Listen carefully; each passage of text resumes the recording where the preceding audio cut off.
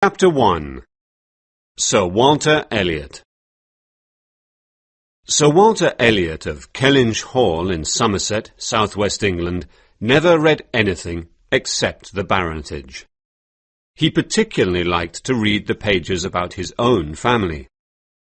Walter Elliot, Baronet, born 1st March 1760, married Elizabeth Stevenson, 15th July 1784. 3 daughters: Elizabeth, born 1st June 1785, Anne, born 9th August 1787, and Mary, born 20th November 1791, married Charles Musgrove, 16th December 1810. A stillborn son, 5th November 1789. Lady Elliot died in 1800. Heir presumptive: William Walter Elliot, the great-grandson of the second Sir Walter. This introduction was followed by the history of the Elliot family. 300 years of respectability. Reading it gave Sir Walter great satisfaction. Vanity was his principal characteristic. He was vain about his noble family and his good looks. At 54, he was still a handsome man. His friends had been surprised that he had never married again. He could have asked Lady Russell to marry him.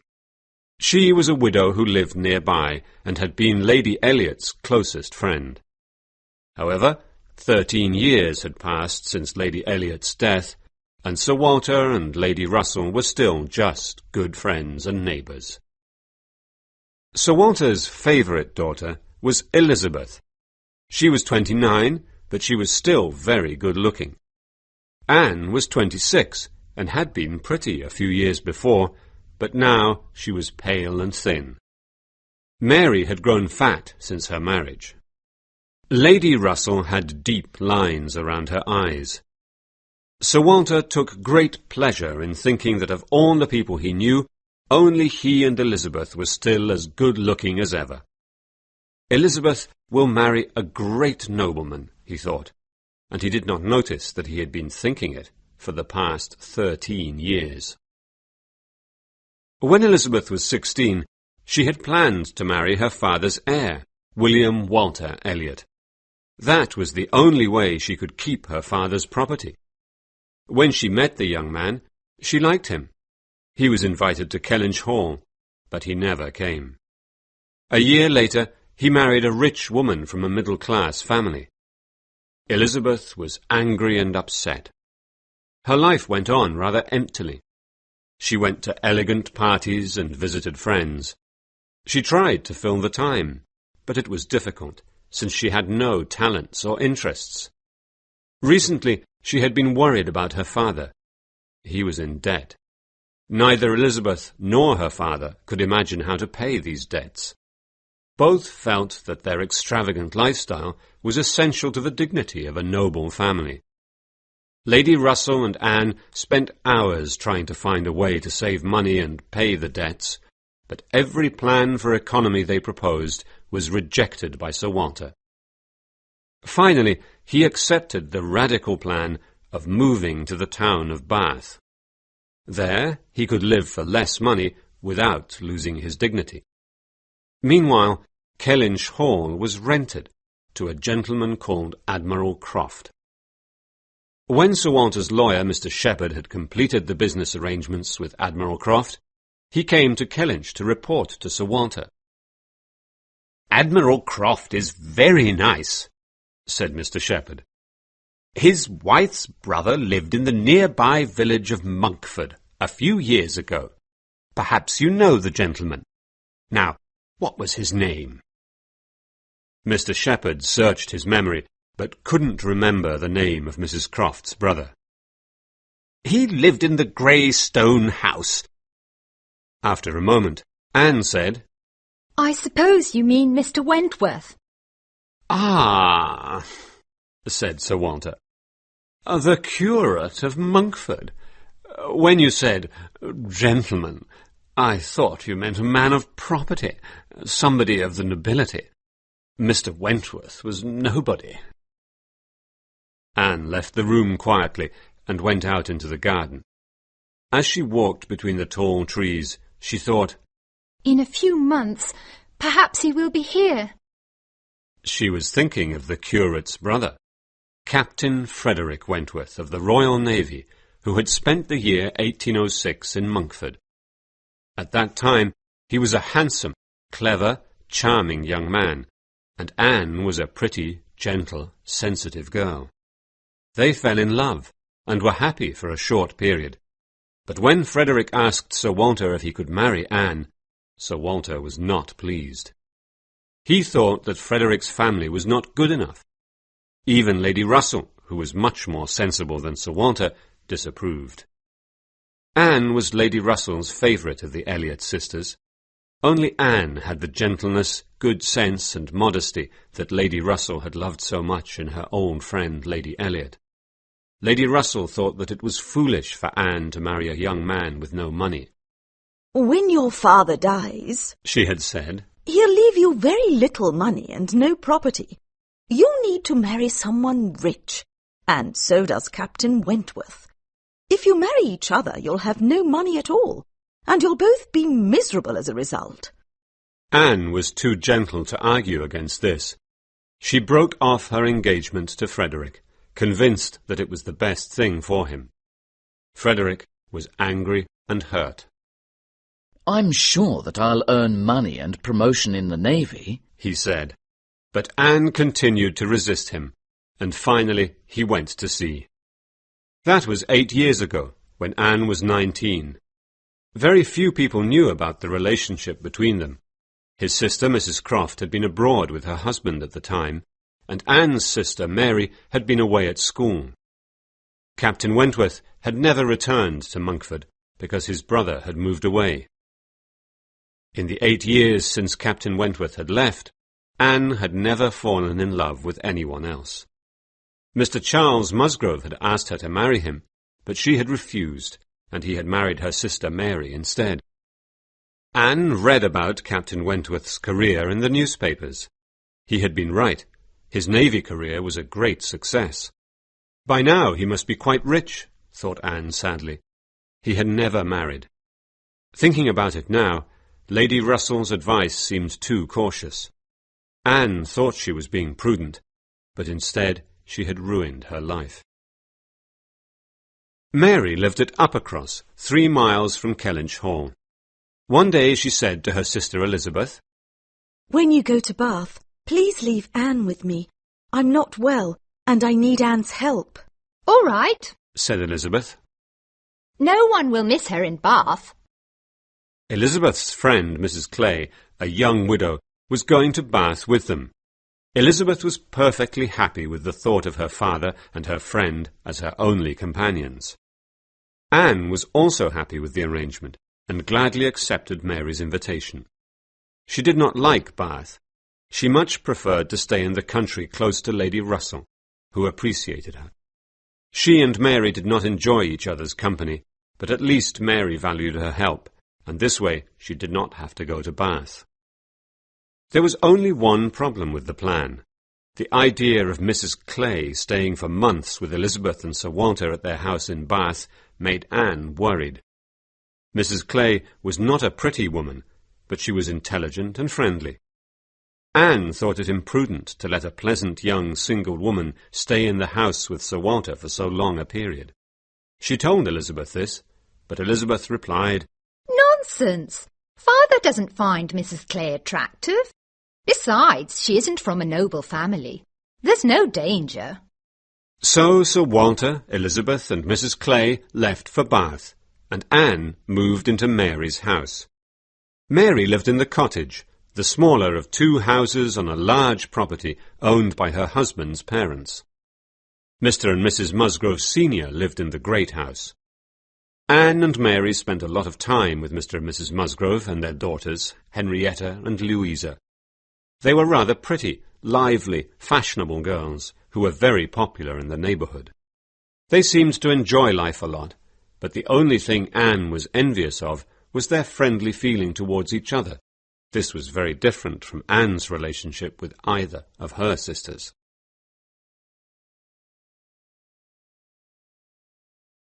Chapter 2. Captain Wentworth. When Admiral Croft and his wife arrived at Kellynch Hall, Mary and Charles invited them to the cottage. Mr. and Mrs. Musgrove and their daughters were also invited. "Dear Mrs. Croft," said Mrs. Musgrove, as soon as the introductions were over, "did you know that my son Dick served in the Navy under your brother, Captain Frederick Wentworth?" Really? asked Mrs. Croft. And what does your son do now? "The poor boy died at sea." cried Mrs. Musgrove, with tears in her eyes. Oh, I'm so sorry to hear that, said Mrs. Croft. "But in one of his letters to me he wrote, 'Captain Wentworth is a fine, courageous young gentleman.' Yes, he admired your brother very much, Mrs. Croft." In fact, Dick Musgrove had been a stupid, lazy, difficult young man, so his parents had sent him to sea. He was as difficult in the Navy as he had been at home. When he had died 2 years before, at the age of 20, no one, except his mother, really felt sorry. Mrs. Croft, who was a sensible, confident, straightforward lady, tried to comfort Mrs. Musgrove. My brother will be very glad to meet you, Mrs. Musgrove, said Mrs. Croft. His career in the Navy has been a great success. Now that the war is over, he's back in England. He's coming to stay with us at Kellynch Hall next week. Anne, who was standing nearby, heard this, and her heart beat fast in agitation. The following week, Henrietta and Louisa came to visit Anne and Mary at the cottage. "We've met Captain Wentworth," cried Henrietta. "He's very handsome and charming. Father invited him to dinner this evening." Yes, cried Louisa. you must all come to meet him. "I'm afraid we can't," said Mary. "My little boy has a cold. We must stay with him this evening." Well, I can go, can't I? Charles asked Mary. "If you want," replied Mary, clearly offended that her husband did not want to stay with her. You can both go. Said Anne.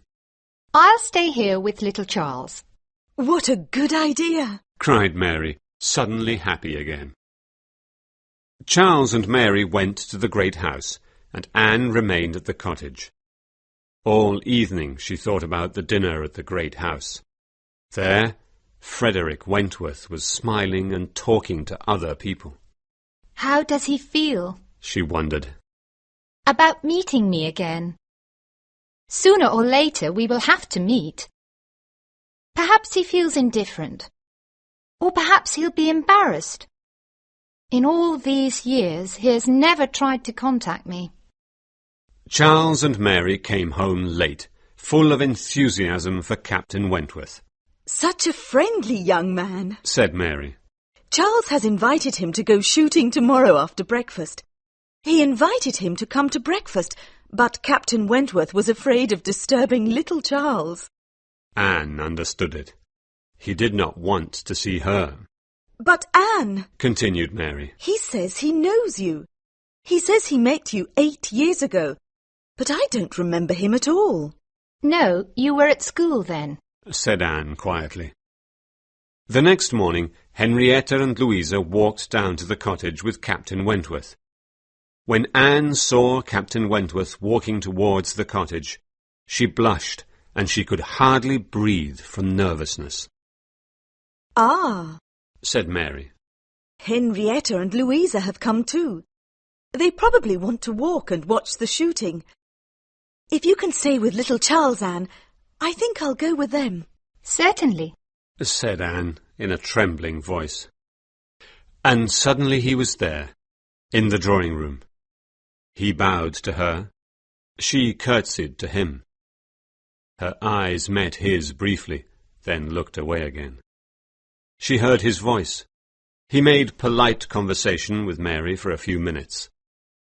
And then he was gone, with the Musgrove sisters, Charles and Mary, and Anne was left alone in the drawing-room thinking, thank God that's over.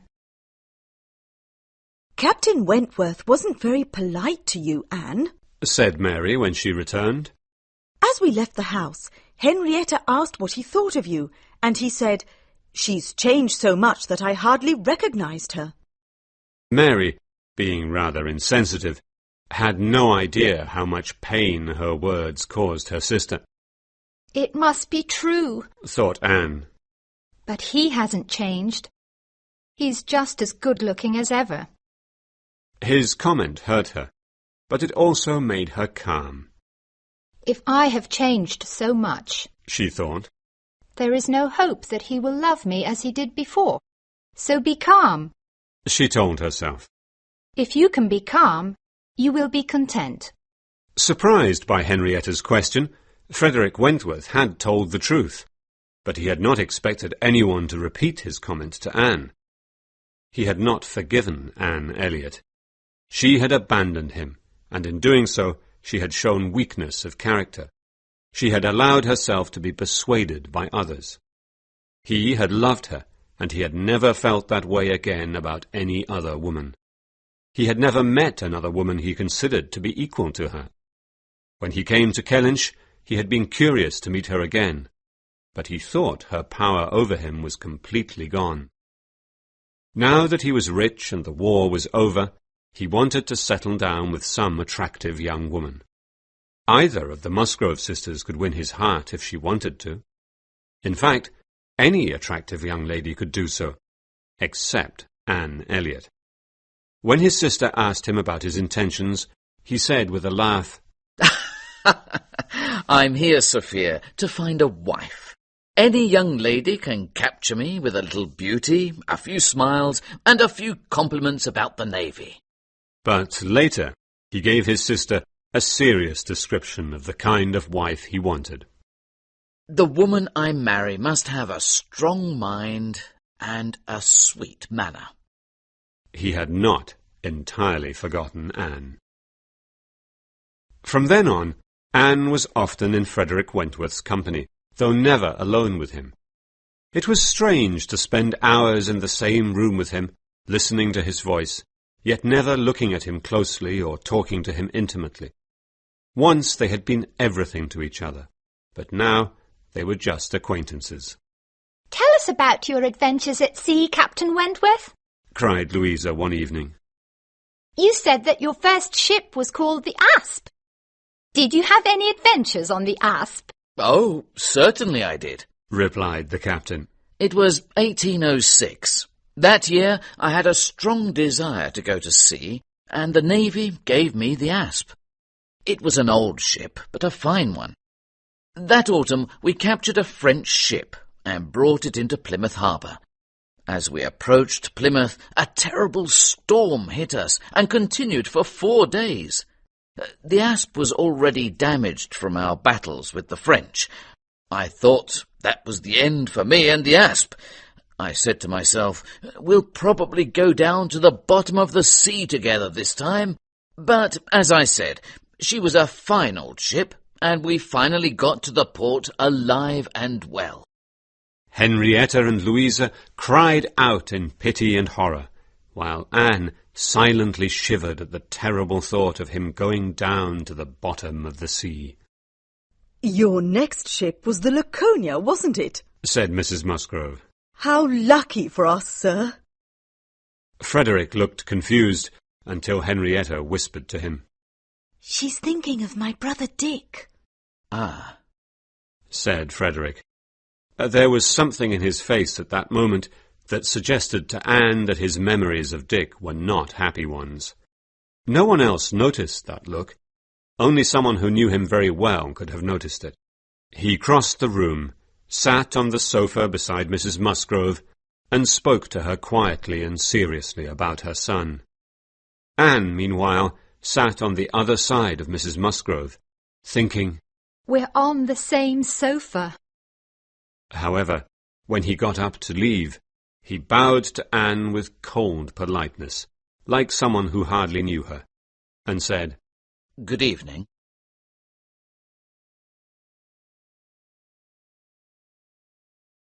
Chapter 3. Henrietta or Louisa? The Musgroves were cousins of the Hayters of Winthrop. Winthrop was a large farm 2 miles from Upper Cross, and the Hayter family were, for the most part, plain, ignorant people.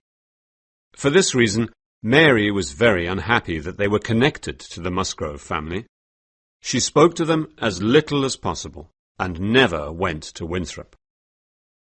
Charles Hayter, the eldest son, was better educated and more gentlemanly than his father and his brothers.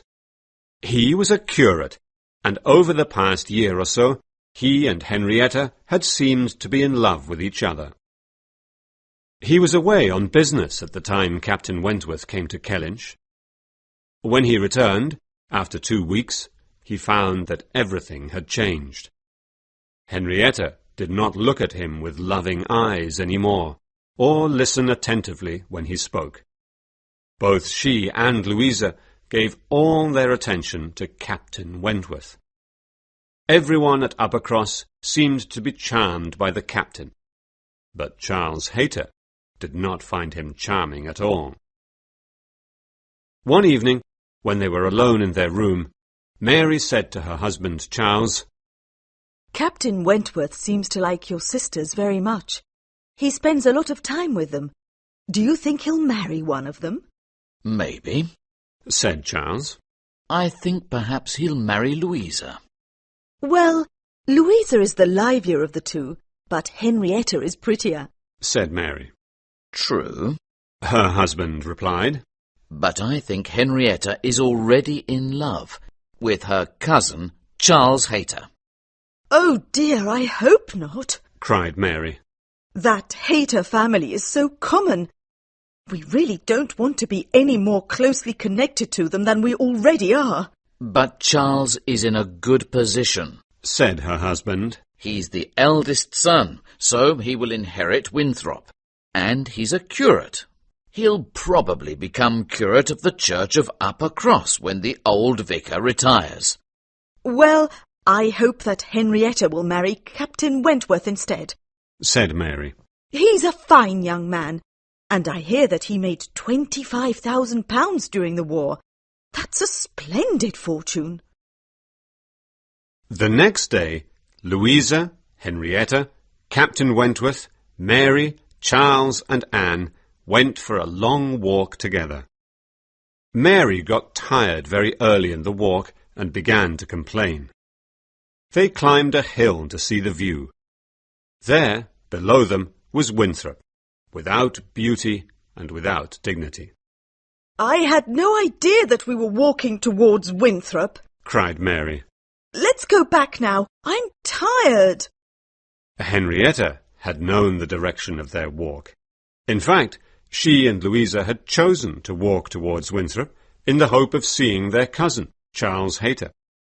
He had not been to visit them at Uppercross for days, and Henrietta had begun to feel sorry about paying so much attention to Captain Wentworth and so little attention to her cousin. She looked down at Winthrop sadly, and, not seeing her cousin, she replied to Mary, "All right," and turned to walk back to Uppercross. No! cried Charles and Louisa. Louisa whispered something in her sister's ear. Then Charles said, Henrietta and I shall go down and say hello to the Hayters. You can wait for us here. We won't be long. Captain Wentworth and Louisa went for a walk. Anne found a place for Mary to sit down and rest, but Mary refused and went off to find herself a more comfortable seat. Anne was very tired too, so she sat down and waited quietly for the others to return. After a while, she heard Louisa's voice on the other side of the hedge. And so I made Henrietta go. I knew that she wanted to go to Winthrop to see her cousin, but she's so weak. She always lets herself be persuaded by other people. When Mary said we should go home, she agreed, even though she wanted to see her cousin. I never let myself be persuaded by other people. Once I have decided what I want to do, no one can persuade me to do something else. Then Frederick spoke. She's very fortunate to have you to help her, he said. If your sister and Mr. Hayter are in love, they must be strong. They can't let other people influence them. Your sister's very nice, but I see now that you have the stronger character. Anne sat very still, afraid of being seen by the two people on the other side of the hedge. Well, I never let Mary tell me what to do, Louisa replied. She's so proud and snobbish. I wish Anne was Charles's wife instead. Do you know that Charles wanted to marry Anne? After a moment's pause, Frederick said, Did she refuse him? Yes. Mother and Father think that her friend Lady Russell persuaded her to refuse. She thought that Charles wasn't good enough for Anne because he doesn't read poetry. Their voices became quieter as they walked further away. Anne sat still, hardly breathing. Now she knew what Captain Wentworth thought of her. Everything he had said about strength of character and weakness, about allowing yourself to be persuaded by others, made that perfectly clear. He had also shown a curiosity about her, which made her heart beat fast.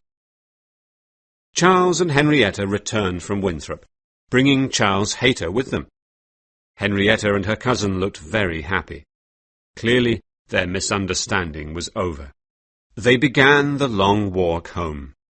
Louisa and Captain Wentworth walked in front, Henrietta and her cousin behind them, and Charles Musgrove was at the back with Anne and Mary. Just then, Mr. and Mrs. Croft drove up in their carriage. Does anyone want a lift to Uppercross? Asked Mrs. Croft. I'm afraid we only have space for one person. Everyone refused. Henrietta and Louisa were not tired, and Mary felt offended at not being asked before the others. Nobody?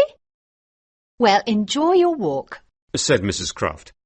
But then Captain Wentworth went up to the carriage and whispered something to his sister. Miss Elliot, cried Mrs. Croft. You look tired. Please come with us. Anne really was tired. At first she refused, but the Admiral and Mrs. Croft insisted, and soon she was in the carriage, knowing that Frederick had worried about her. He had seen that she was tired. She understood him. He could not forgive her for the past, and he was now thinking of marrying another woman. But even so, he could not see her suffer without wanting to help her. Chapter 4. Lyme Regis. A week later, Captain Wentworth went to Lyme Regis to see his friend Captain Harville. When he returned, he described the beauties of the town and surrounding countryside to his friends at Uppercross. They all decided to go to Lyme for 2 days and stay at an inn. Charles, Mary, Anne, Henrietta, Louisa, and Captain Wentworth.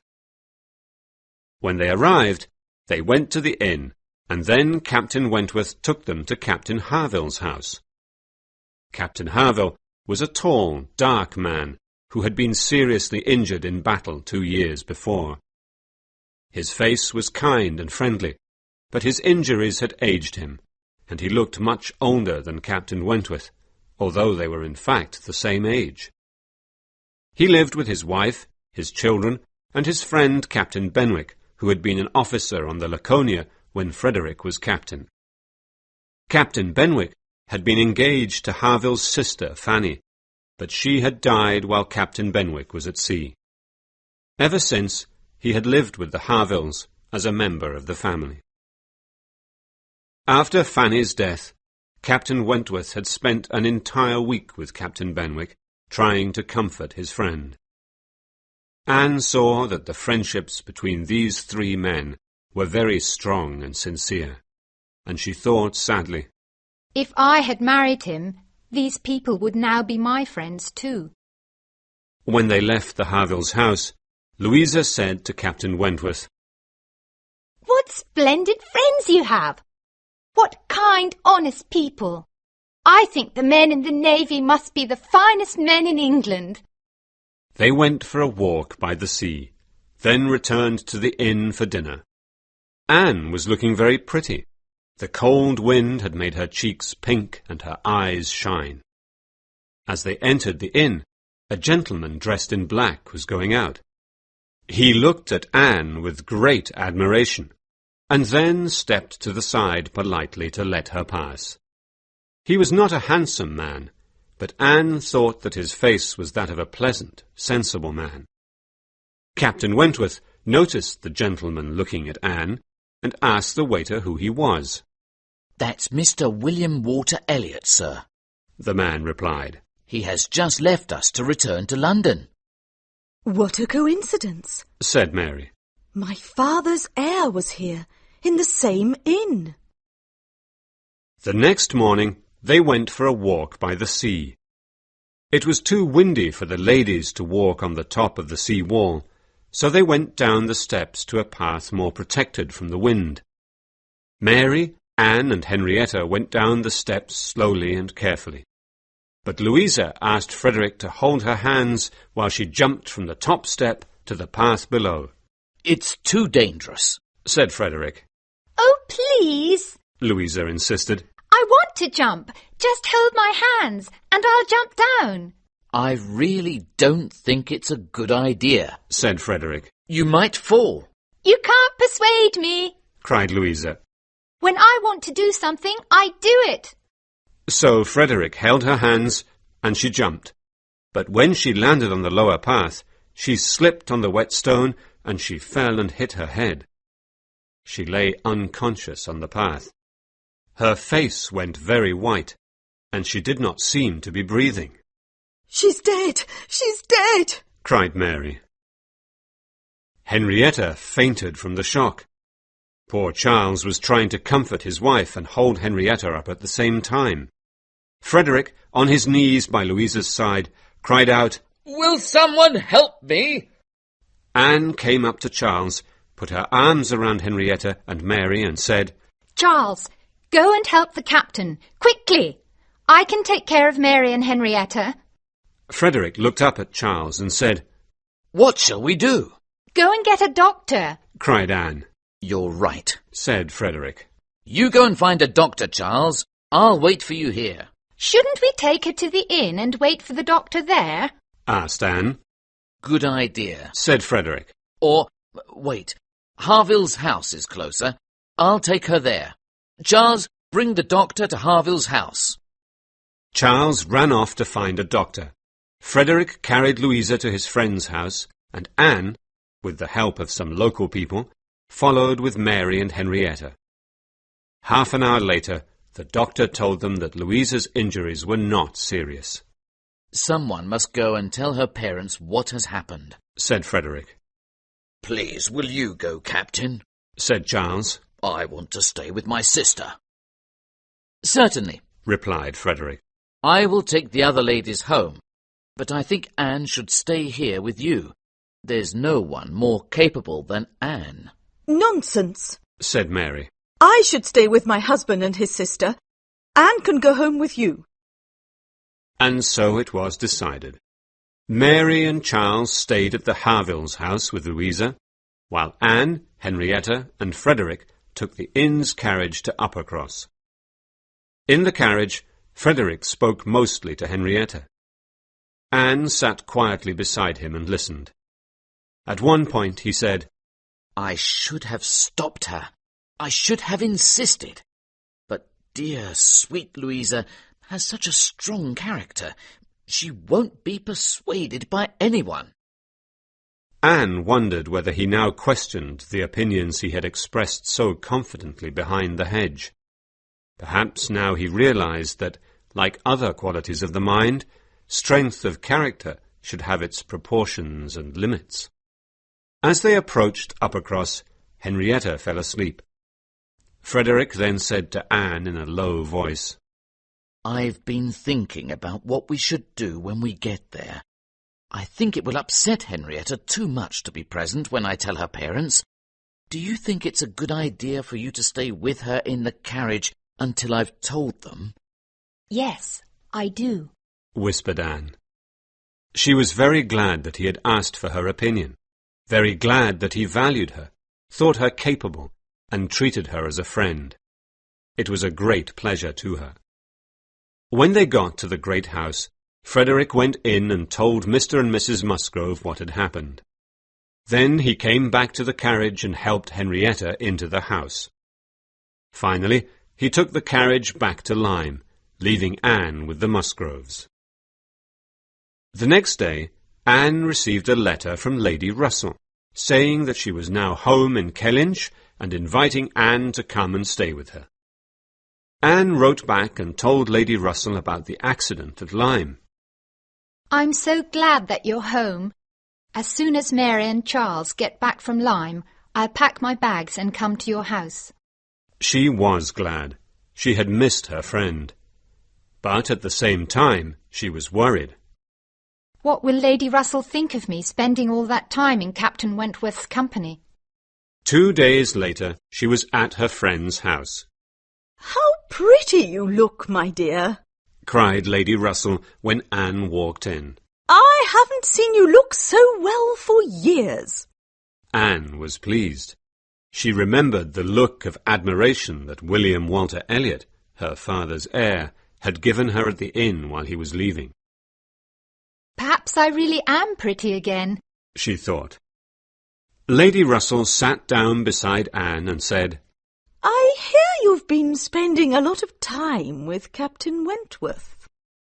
She sat waiting for an answer. Yes, replied Anne, trying not to seem agitated. he came to see the Musgroves almost every day, so of course I saw him often. I think he is in love with Louisa. Really?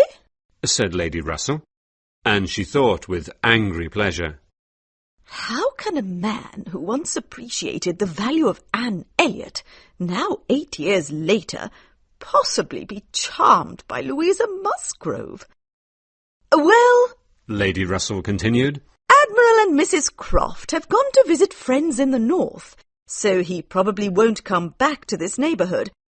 I think Mrs. Croft said he was going to stay with his brother in Shropshire. Oh, said Anne. Chapter 5. Bath. Anne stayed at Lady Russell's house in Kellynch for a month. Then they both went to Bath. Lady Russell had rented a house for herself there. Anne wished she could stay with her friend, but she had to stay at her father's house with Elizabeth and Mrs. Clay. When they arrived, Sir Walter, Elizabeth and Mrs. Clay seemed to be in good spirits, and welcomed Anne more warmly than she had expected. Elizabeth told them that William Walter Elliot had been visiting them often over the past 2 weeks. He was in Bath, staying with his friend Colonel Wallis and his wife and new baby. It's surprising that he visits you so often, said Lady Russell. I've never liked the man because he showed no respect for the family. He never came to see you while his wife was alive. I suppose now that she is dead, he is beginning to value his family. Anne was slightly confused. When she had seen him in Lyme, she had thought that Mr. Elliot seemed a sensible man. Why, Anne asked herself, is he so interested in making friends with the family now, after all these years? She thought perhaps it was for Elizabeth. Certainly, Elizabeth herself and Mrs. Clay thought so. That evening, Mr. William Walter Elliot came to visit. When he saw Anne, his face showed surprise and pleasure. My dear cousin, he said, I saw you just a few weeks ago at Lyme, but I had no idea that it was you. He sat between Anne and Lady Russell. His manners were very pleasant. He asked Anne why she had been in Lyme, and when she mentioned the accident he was interested and sympathetic. He wanted to know every detail.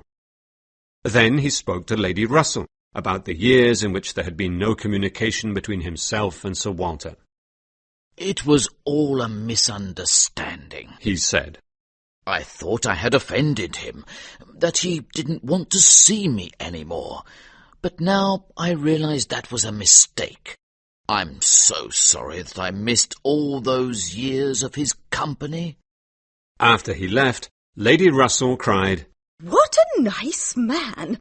Is this really the same Mr. Elliot? I used to dislike him, but now he seems completely admirable. He's intelligent, sophisticated, polite and friendly.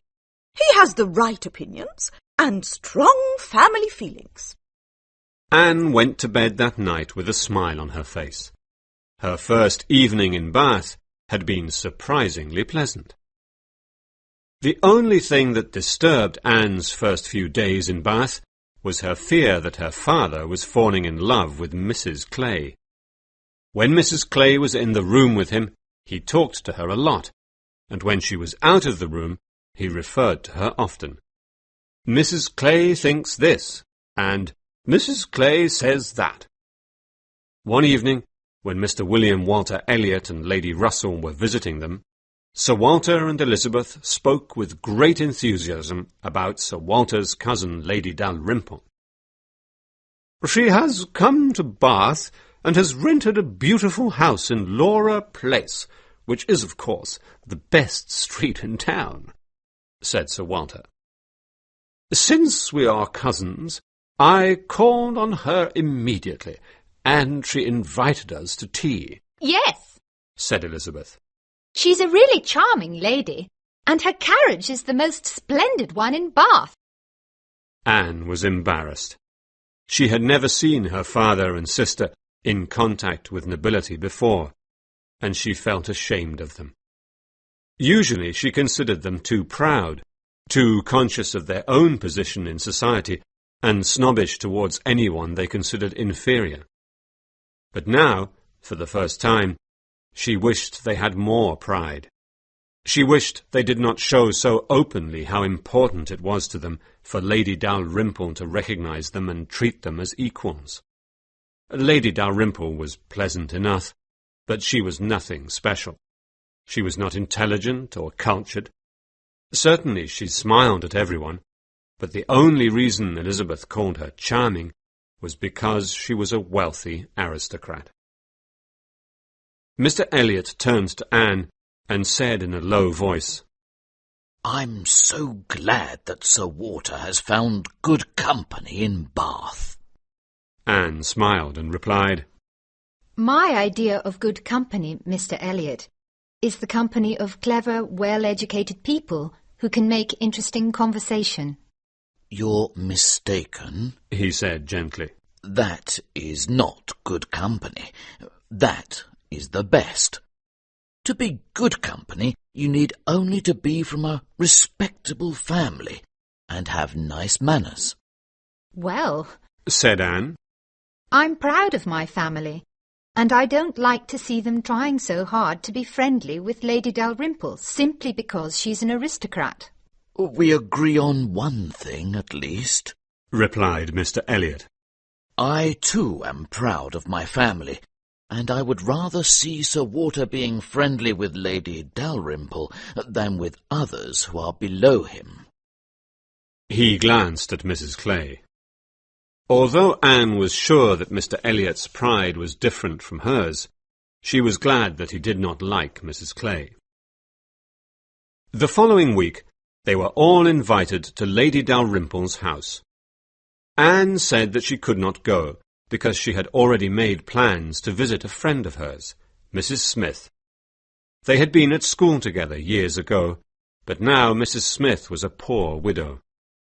Her husband, Mr. Smith, had been wealthy, but had lost all his money. Now Mrs. Smith had very little money to live on, and she was in bad health. Sir Walter thought that Anne was foolish to waste her time with such a person. The next day, Lady Russell told Anne all about their evening at Lady Dalrymple's house. "My dear, Mr. Elliot was very sorry that you weren't there, but he said he admired you for wanting to visit your old friend.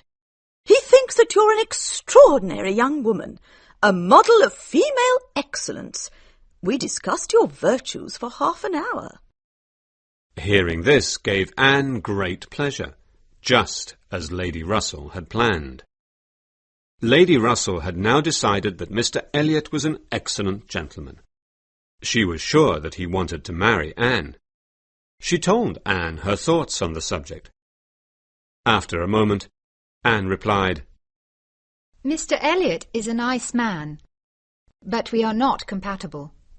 Just think, said Lady Russell. if you marry Mr. Elliot, you will have your dear mother's name, her position, and your old home. This vision affected Anne very deeply. Yes, she would love to be Lady Elliot of Kellynch Hall, but she did not want to marry Mr. Elliot. There was only one man she had ever wanted to marry, and, besides, she had doubts about Mr. Elliot's sincerity. He was clever, friendly, interesting and polite, but he was not open. He had suggested to her that he disliked Mrs. Clay, yet he was just as charming to Mrs. Clay as to everyone else. He never expressed anger or pleasure at the good or evil of others. She preferred people who occasionally made mistakes, but were warm-hearted and sincere. Chapter 6. A Surprise. In February, the Crofts came to Bath. When they arrived, Mrs. Croft sent a note to Anne, inviting her to visit them. The same day, Anne received a letter from Mary. Dear Anne, I am sorry not to have written for so long, but now I really must write to tell you some interesting news. Last Tuesday, Louisa came home from Lyme to the great house here at Uppercross. Mr. and Mrs. Harville and Captain Benwick came with her. As soon as they arrived, Captain Benwick asked to speak with Mr. Musgrove in private. What do you think? He asked Mr. Musgrove if he could marry Louisa. Mr. Musgrove agreed, and now they are engaged. What a surprise! We thought that Louisa was going to marry Captain Wentworth.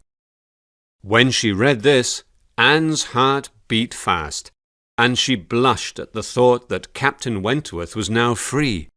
She was full of joy. She left the house with the idea of going to visit the Crofts, but on the way she met Admiral Croft. Ah, Miss Elliot, what a pleasure to see you, said the Admiral. Do you have time to take a little walk with me? I have some news for you. Certainly, said Anne.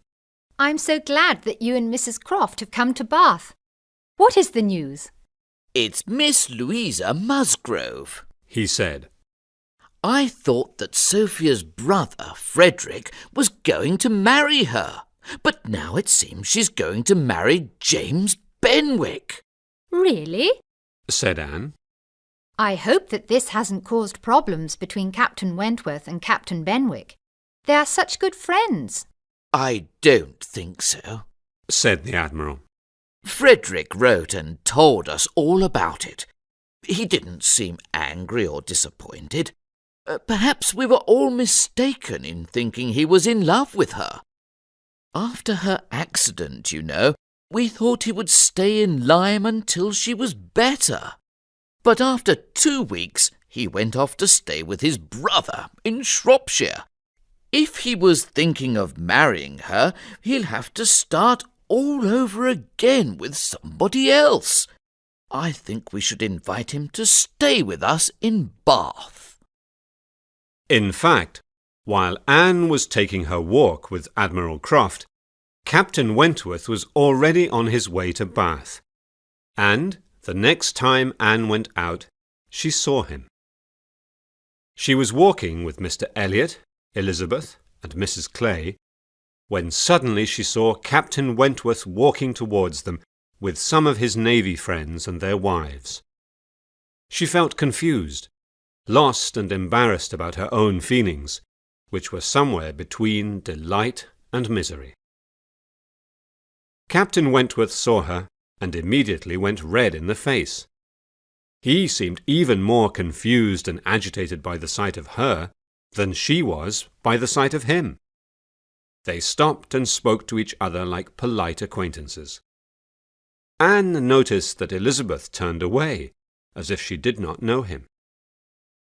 When Anne and her companions were gone, one of the ladies in Captain Wentworth's group said, It's clear that Mr. Elliot likes his cousin.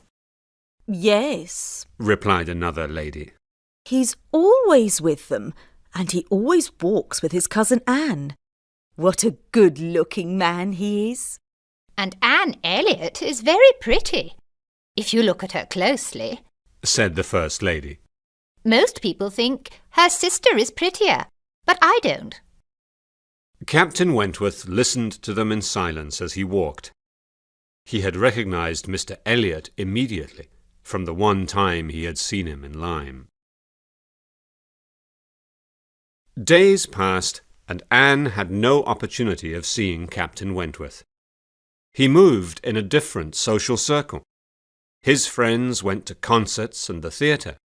Her friends spent their time in the elegant stupidity of private parties. But at last there was an opportunity, a special concert that Lady Dalrymple had promised to attend. Sir Walter, Elizabeth, Mrs. Clay, Mr. Elliot, Lady Russell, and Anne were all going with her. Sir Walter, his two daughters, and Mrs. Clay were the first to arrive at the concert hall. They stood by the fire in the large entrance room, waiting for the others. Captain Wentworth walked in alone. He was simply going to bow and move on, but Anne stepped forward and said, Hello. He stopped and made polite conversation with her. Sir Walter made a slight bow to Captain Wentworth, and Elizabeth curtsied. Captain Wentworth bowed to them. When they had discussed the weather, Bath, and the concert, there was a pause in the conversation. Then Captain Wentworth said, Have you heard? Louisa's accident in Lyme did produce one good result. She's engaged to be married to Benwick. Yes, I heard, said Anne. I hope they will be very happy, said the captain. They have no difficulties at home. Mr. and Mrs. Musgrove are behaving very honourably and kindly. They don't oppose the marriage, even though Louisa could have found a richer man. He stopped speaking suddenly when he noticed that Anne was blushing and looking at the ground. Then he realized that his words might seem to refer to their own past. I was surprised by their engagement, he continued, a little nervously. They are so different. Louisa is a very sweet, friendly girl, and she's not stupid. But Benwick is something more. He's a really intelligent man. He reads a lot and thinks deeply. Fanny Harville was like him in that way. She was an extraordinary woman, and his love for her was real. A man doesn't get over the loss of a woman like that. I'm surprised that he's able to love someone else at all, especially so soon after Fanny's death. Anne was breathing very quickly and feeling 100 things at the same time. But they were in a public place, surrounded by other people. She tried to bring their conversation back to everyday things. I would like to go to Lyme again, she said. But you had such a terrible experience there. I'm surprised you want to go back. My memories of Lyme are not all bad, said Anne. Just then, Lady Dalrymple and the others came in, and Anne had to leave the captain. When they took their seats in the concert hall, Anne looked around, hoping to see him. Mr. Elliot sat beside her and began talking to her in a low voice. I'm so glad I can sit beside you this evening, he said. On Thursday I'm going to visit some friends in Thornbury, and I won't be back until Friday evening. I'll miss the pleasure of your company. The concert opened with some Italian love songs, and the texts were included in the concert program. Mr. Elliot asked Anne to translate them for him, and she did so. You are so clever, he said. Oh, replied Anne. Not really. My Italian isn't very good. And modest. Too modest, said Mr. Elliot. You've only known me a few weeks, said Anne. You don't know my character well yet. "Perhaps I know more about you than you think," he replied. "I heard about your character long before I came to Bath." Really? Said Anne in great surprise. Who spoke about me to you? "I'll tell you some other time, not now. Said Mr. Elliot. For now, all I'll say is that the name Anne Elliot has for many years been an interesting one for me. I hope that name will never change." Anne looked away from him in embarrassment. She did not want to talk to him any more. She wished he wasn't sitting next to her. Just then she heard Lady Dalrymple say to her father, "A very fine young man. Who is he?" "Captain Wentworth," Sir Walter replied. "I know him only slightly." Anne looked in the direction in which they were looking, and saw him. He was looking at her. Just as her eyes met his, he looked away. "Mr. Elliot," said Lady Dalrymple during the interval. "come and sit beside me. I want to ask you something." To Anne's relief, Mr. Elliot moved away. The seat beside her was now empty, and after a few minutes, Captain Wentworth came over to talk to her. He looked unhappy. Something must have happened since they had spoken in the entrance room. Anne thought that perhaps Lady Russell or her father had glanced at him in an unpleasant way. Do you like the concert? She asked. "No, the music isn't very good," He replied. "I think I'll leave now." The next song is beautiful. It's worth waiting for. Said Anne. "No, He said, in a voice full of emotion. there's no reason for me to stay." And he left. He's jealous of Mr. Elliot. Thought Anne. For a moment, this thought gave her great pleasure. But then she felt hopeless and depressed. How could she tell him the truth? How could she let him know that she did not care for Mr. Elliot at all? Chapter 7. Mrs. Smith Tells All. The next day, Anne went to visit Mrs. Smith. She was glad to get out of the house. She did not want to see Mr. Elliot, and he was sure to visit Sir Walter. "My friend tells me that Mr. Elliot is often at your house," said Mrs. Smith, when they were sitting in her small room drinking tea. Who is your friend? Asked Anne. "Mrs. Rook. She's a nurse and she works for Colonel Wallis. You know his wife has just had a baby." Yes, and Colonel Wallis is Mr. Elliot's friend. Do you know Mr. Elliot? "I used to know him very well, Said Mrs. Smith. but I haven't seen him for 3 years now." Did you ever talk about me to him? Asked Anne. "Yes, I did. I often spoke about your fine character, your modesty and intelligence. It was at the time when he met your father and sister before his marriage. Speaking of marriage, Mrs. Rook tells me that Mrs. Wallis thinks you will marry Mr. Elliot." Well, Said Anne. Mrs. Wallis is mistaken. Mr. Elliot hasn't asked me to marry him, and if he did, I would refuse him. "I'm glad to hear you're not engaged to him. You don't know his real character." Please tell me about it. I've often wondered what he was like when he was young. Mrs. Smith looked at Anne with a serious expression on her face. "Mr. Elliot is a man without heart or conscience. She said angrily.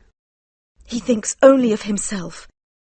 My husband was his close friend before we were married, and after our marriage I became his friend too. I thought he was a fine young gentleman then. I remember when he met your father and sister, and they invited him to Kellynch. He spent the evening with us afterwards and told us the whole story. He laughed at your father and said he knew that Sir Walter wanted him to marry his daughter, but he had no money and he wanted to marry a rich woman. He knew that he would get Kellynch Hall and the title anyway, even if he didn't marry Elizabeth. At that time, he didn't care at all about the honour of his family. He once said that if titles could be sold, he would sell his for £50. Anne was shocked and angry. But why has he been so friendly to us since he came to Bath? She asked. Ah, well, people change, you see. That was years ago when he was a young man. Now he cares a lot about the family honour and the title. Colonel Wallis told him that Mrs. Clay was staying with your sister and that she was trying to make Sir Walter fall in love with her. How do you know? You said you haven't spoken to him for 3 years. Mrs. Rook again, replied Mrs. Smith. You see, Colonel Wallis tells his wife everything, and Mrs. Wallis tells her nurse everything, and Mrs. Rook very kindly told me. She said that when Mr. Elliot heard about Mrs. Clay, he decided to make friends with Sir Walter and separate him from Mrs. Clay. He has spoken to Mrs. Clay in private and warned her not to try to win Sir Walter's affections. Mrs. Clay is afraid of him and doesn't want to spend a lot of time with Sir Walter while Mr. Elliot is present. And so he spends as much time as possible with Sir Walter. You see, Mr. Elliot is afraid that Sir Walter might marry her and have a son. Then he wouldn't inherit Kellynch Hall. This is terrible, said Anne. Yes, said Mrs. Smith. As I said, he's a heartless man. But for me the clearest example of it is the way he treated my poor husband, and the way he has treated me since my husband died. After his marriage, Mr. Elliot was very rich.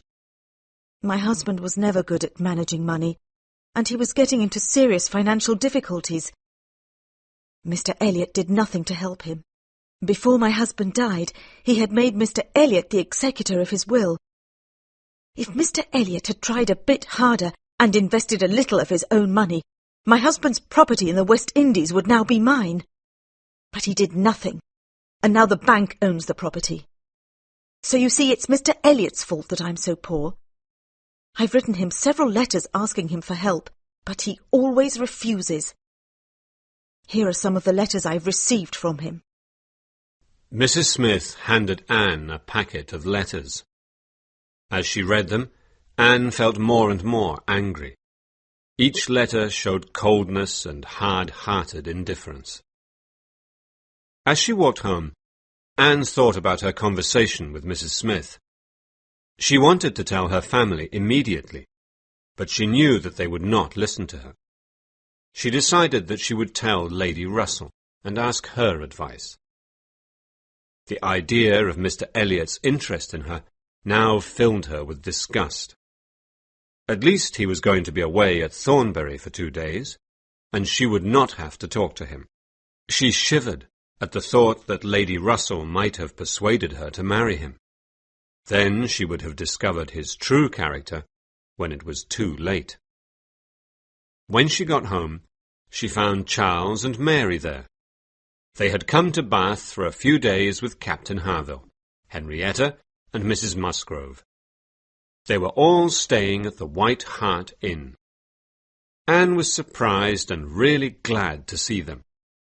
Before she left, Mary turned to Anne and said, You must come and spend the day with us at the inn tomorrow.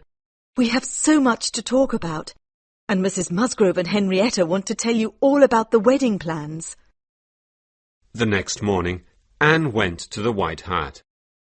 Captain Wentworth was there, visiting his friend Captain Harville. Anne tried to be calm. If he still loves me, and I still love him, which I certainly do, she thought, surely we'll understand each other before long. Anne! cried Mary, who was standing by the window. Come and look. There's Mrs. Clay and Mr. Elliot.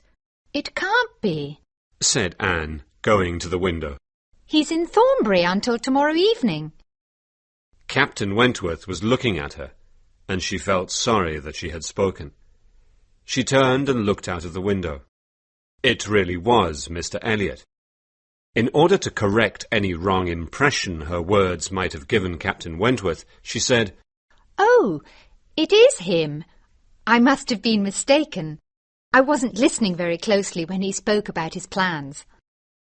Charles went up to Mrs. Musgrove and said, Mother, I have a surprise for you. I have taken a box at the theatre for tomorrow night. I know you love the theatre, There's space for 9 people. Captain Wentworth says he'll come, and I know Anne likes the theatre. We all do. Charles! cried Mary. You've forgotten that my father is giving a party tomorrow night, and we're all invited. Lady Dalrymple will be there, and Mr. Elliot, my father's heir. Surely you want to meet him? Why should I? Said Charles. Mr. Elliot is nothing to me. Captain Wentworth had been listening intently to this conversation. At this last remark, Captain Wentworth's eyes moved from Charles to Anne. Then Mrs. Musgrove said to Charles, You'd better go back to the theatre and change the box to Tuesday night. If there's a party at her father's house, Anne will have to go to it, and we don't want to go to the theatre without Anne. I'd much prefer to go to the theatre than stay home for my father's party, said Anne. but perhaps it would be best to go on Tuesday instead. Captain Wentworth came over and sat by Anne. Don't you like parties? He asked. No. She replied. I remember you didn't used to like them, but people change over time. I haven't changed much. Said Anne, hoping to suggest to him that her love was unchanged. But then she realized he might think she meant the opposite, that she would still refuse to marry him. She fell silent and blushed in confusion. 8.5 years is a very long time, he said. Just then the door opened and Sir Walter, Elizabeth and Mrs. Clay came in. We've come with invitations to our party, said Elizabeth, and she handed an invitation to everyone there, including Captain Wentworth. Captain Wentworth thanked her, but did not say whether he would come to the party. After they had left, he stood staring at the invitation in confusion. Anne understood him. He could not accept the invitation as an apology for all their insulting behaviour in the past. That evening at home, she thought about these things a lot. Would Captain Wentworth come to the party? She had no idea. Turning to Mrs. Clay, she said, I saw you talking to Mr. Elliot in the street today. I had thought he was in Thornbury. Oh, yes, I forgot to tell you, said Mrs. Clay. I was surprised to see him too. He told me why he hadn't yet left for Thornbury, but I forget what he said. I wasn't really listening. I remember he said that he would definitely be back in time for the party tomorrow. Chapter 8. A Conversation with Captain Harville. Anne spent the next day with her friends at the White Hart Inn. Captain Wentworth was there too. He asked if he could write a letter. Mrs. Musgrove showed him the writing table and brought him pen and paper. Captain Harville, who was standing by the window not far away from Captain Wentworth's table, smiled at Anne. She went and stood by him. He was holding a small painting, and he showed it to her. Do you know who that is? He asked. Certainly. It's Captain Benwick. Yes, and he's giving it to Miss Louisa Musgrove. But it wasn't painted for her. He had it done for my poor sister, and now he has asked me to bring it to Bath. He wants to have it framed so that he can give it to another woman. Captain Wentworth is writing to him now to tell him when it will be ready. I'm glad that Benwick has found someone else, but poor Fanny, he said with strong emotion. She wouldn't have forgotten him so quickly. No, said Anne. I don't think any woman who has truly loved can forget. We don't forget you as soon as you forget us. We live at home, quietly, with nothing to distract us from our feelings. You always have business of some sort to take you back into the world immediately. Your lives are filled with activity, and so it's easier for you to forget. But Benwick has not been busy out in the world, said Captain Harville. He's been living very quietly with us. True, said Anne. well, if it isn't the result of the differences between men's and women's lives, it must be the differences between their natures. No, no. I don't think it's more in man's nature than in woman's to forget about love. I believe the opposite. Our bodies are stronger than yours, and so are our feelings. Your feelings may be stronger, said Anne. but ours are more tender. I too will make a comparison between the mind and the body.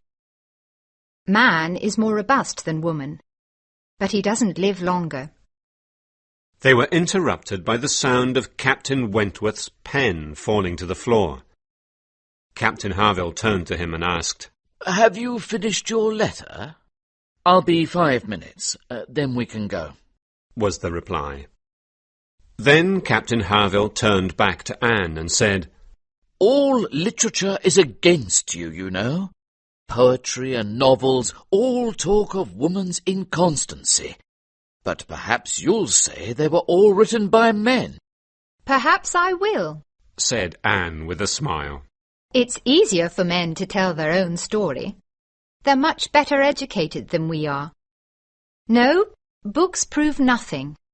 We can only speak from our own experience. Well, in my experience, men suffer a great deal in love.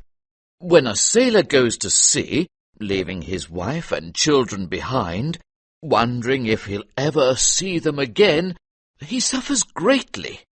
Then he thinks of them every day until he returns. Oh, cried Anne. I'm sure that's true. I didn't mean to suggest that only women are capable of true love and loyalty.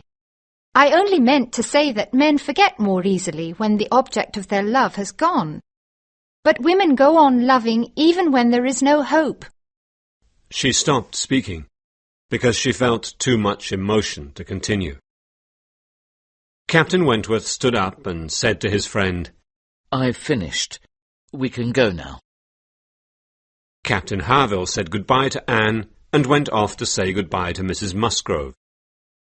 Captain Wentworth looked at her with strong emotion in his eyes. There were 2 letters in his hand. He gave her one of them quickly, so that no one else would see. Then he was gone.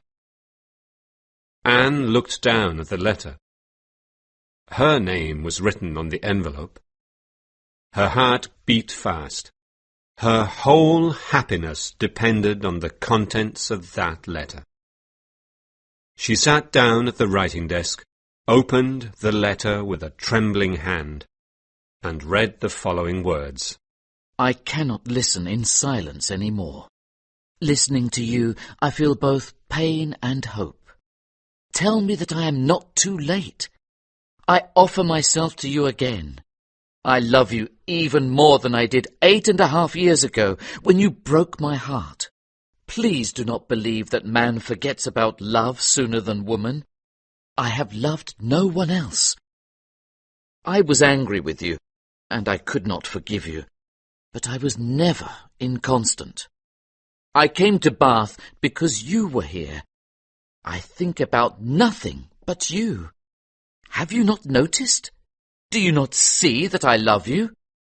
I did not tell you my feelings earlier because I was afraid you did not love me any more. Please believe that I have always loved you, and I always will. I have to go now, but I will come back as soon as possible. A word, a look from you will be enough to tell me whether I enter your father's house this evening or never. Frederick Wentworth. Anne put the letter down with tears in her eyes. She had to get out of this room, out of the inn, and away from other people. She went to Mrs. Musgrove and said, I'm afraid I must go home now. Are you ill? You look very pale. Then Charles came up to Mrs. Musgrove and said he had to go out. I have an appointment. It won't take long. I'll be back in half an hour. All right, said Mrs. Musgrove. but Charles, will you please take Anne home first? She's feeling ill. Certainly, said Charles, and they left.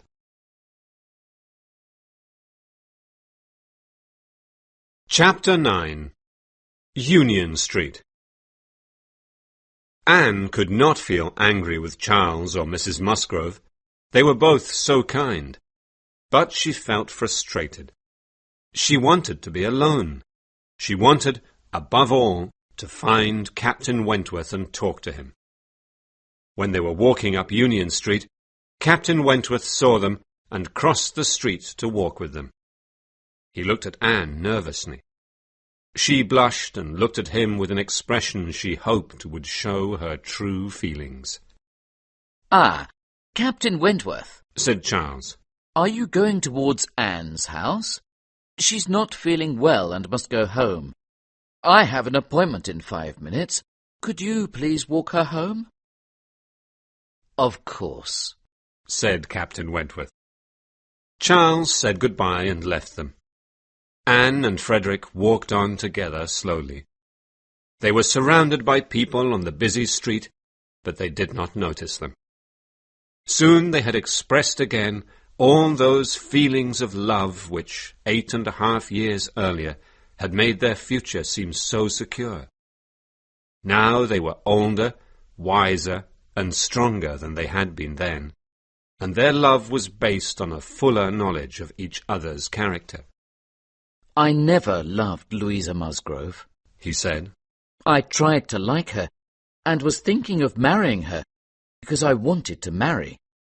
I wanted to have children and a home, and I was too angry and proud to ask you again.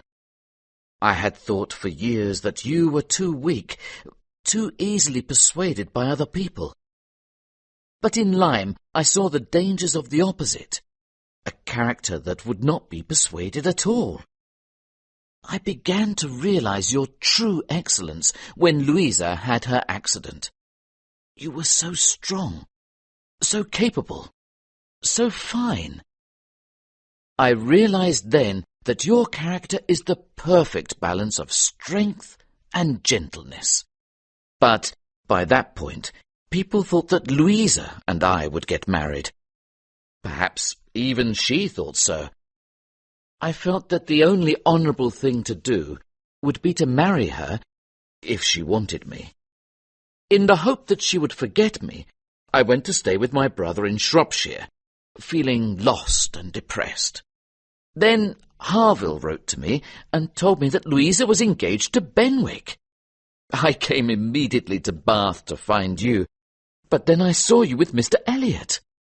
Everyone in Bath was sure that you would marry him, and I was afraid that Lady Russell would persuade you to do so." They had reached her house. They said goodbye, and Anne ran up to her room, feeling happier than she had ever felt before. The evening came and the guests arrived. Anne's happiness made her cheeks pink and her eyes bright. She looked lovely as she moved through the rooms, talking to the guests. Lady Dalrymple and Mr. Elliot were there, but she did not care. No one could affect her happiness. She did not mind the snobbish, irritating things her father and Elizabeth said. She did not mind Mrs. Clay standing by her father's side. She talked to Mrs. Musgrove and the Crofts and Captain Harville. She tried to talk to Lady Russell, but found it impossible. Sometimes Captain Wentworth came and talked to her. Sometimes she saw him across the room talking to someone else, but looking at her. At one point, they stood side by side, pretending to admire the plants. "I've been thinking about the past," said Anne, "and trying to decide if I was right or wrong to follow my friend's advice. I think I was right. I don't mean that I think her advice was good. She was too prudent, and I would never give such advice to a young person now. But I think I was right to do as she advised. She said that if we married, we would be poor, and we would both be miserable. If I had married you then, I would have felt guilty. I would have felt that I was the cause of any financial worries you might have in the years ahead. Now I have nothing to feel guilty about. I hope one day you will be able to forgive Lady Russell and to like her more than you do now.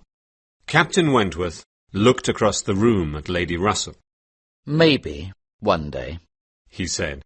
I too have been thinking, and I've decided that one person was more my enemy than Lady Russell, and that person was myself. Tell me, if I had come to you 2 years later, in 1808, with a few £1,000, would you have married me then? Oh, yes. Good God! He cried. I was such a fool. I wanted to do it, but I was too proud to ask you again. I didn't understand you. I shut my eyes and refused to understand you. I ought to forgive everyone before I forgive myself. This realization is a new pain for me. I've always thought of myself as a man who works hard and gets what he deserves. Now, I'll have to get used to being happier than I deserve to be. Who can be in doubt about what followed? If two young people decide to marry, they'll probably do so, even if they have no money, have no common sense, and are completely incompatible. This may be a bad moral with which to end my story, but I believe it to be true. And, if couples like that succeed, can you doubt that Captain Wentworth and Anne Elliot, with the advantages of maturity, intelligence, and £25,000, succeeded too? Sir Walter and Elizabeth were not enthusiastic, but they did not oppose the marriage. Now that Captain Wentworth was at the top of his profession and had earned a fine fortune in the war, Sir Walter could not say that he was nobody. He was now good enough to marry the daughter of a foolish, spendthrift baronet. Anne's only real worry was for Lady Russell. She had told her friend everything that Mrs. Smith had told her about Mr. Elliot's true character. Anne knew that Lady Russell must be suffering from the knowledge that she had been wrong about both Mr. Elliot and Captain Wentworth. She had mistaken manners for character in both cases. Anne, though so much younger than Lady Russell, was a much better judge of character. But Lady Russell was a good woman, and her greatest concern was Anne's happiness. Very soon she began to feel affection for the man who had made Anne happy. Mary was very pleased about the marriage. Captain Wentworth was much richer and better looking than either Charles Hayter or Captain Benwick, so she felt that her own sister had done better than her husband's sisters, and this gave her great pleasure. Soon after Anne and Frederick announced their engagement, Mr. Elliot left Bath. Elizabeth had always believed that he was there for her, so she felt humiliated by his departure. Mr. Elliot was shocked and upset by the news of Anne's engagement. He had hoped to marry her so that he could watch Sir Walter more closely and make sure he did not marry again. But since that plan had not worked, he made a new plan for his own comfort and pleasure. He left Bath, and Mrs. Clay left soon afterwards. She moved into a house in London, and Mr. Elliot paid the rent. He was often seen at her house, and people said that, though he had stopped Mrs. Clay from becoming the wife of Sir Walter, she might one day convince him to make her the wife of Sir William. When Frederick heard Mrs. Smith's story, and how she had helped Anne to understand what kind of man Mr. Elliot really was, he felt very friendly and grateful towards her. He became as good a friend to her as Anne was. She was their first guest when they were settled in their new home. Frederick wrote letters to the West Indies and worked hard to help Mrs. Smith to get her West Indian property back, so that Mrs. Smith finally had enough money to live a quiet, contented life. Anne and Frederick were very happy together. Anne's only worry was that a future war might take him away from her. But she was very proud to be a sailor's wife.